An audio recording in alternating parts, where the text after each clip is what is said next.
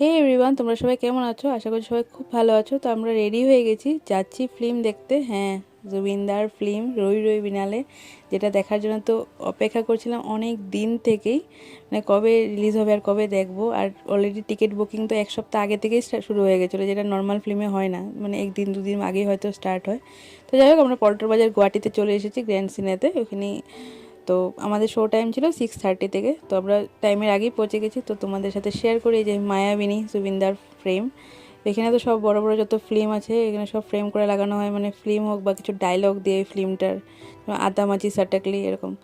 তো এখানে জুবিনদার তো ফ্রেম মানে থাকতেই হবে, তাই না? আর এখানে শ্রদ্ধাঞ্জলিও ছিল সাইডে প্রদীপ দিয়ে, কিন্তু ওইটার ভিডিওটা আমার নেওয়া হয়নি আর। তো যাই হোক, চলো এখন ভিতরে যাবো। জানোই তো তোমরা সবাই যে আসামে এখন মানে কোনো ফিল্মই লাগছে না, শুধু রই রই বিনালে ছাড়া।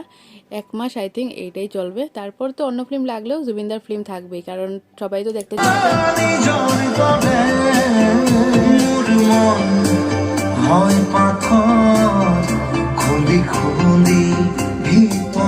গানটা তো শুনলেই তোমরা আগেই অলরেডি শুনেই নিয়েছো, মানে মন প্রাণ সব কিছু ছুঁয়ে যায় গানগুলো।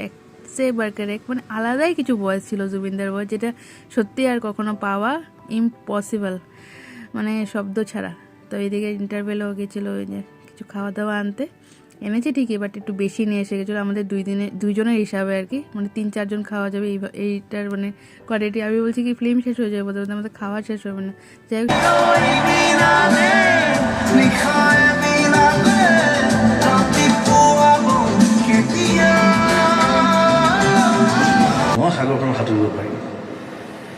ফিল্ম তো শেষ, আর এই ফিল্মের রিভিউও হয় না।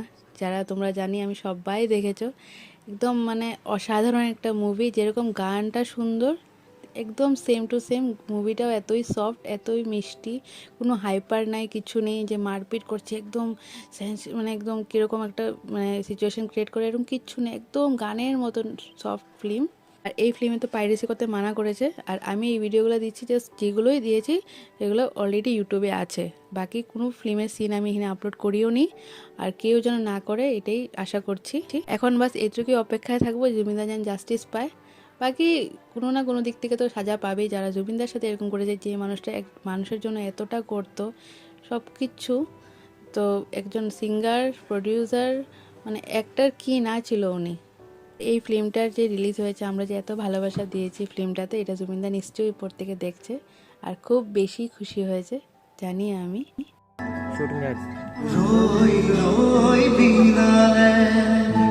লাইফের ড্রিম প্রজেক্ট আসলে বেস্ট ফিল্ম।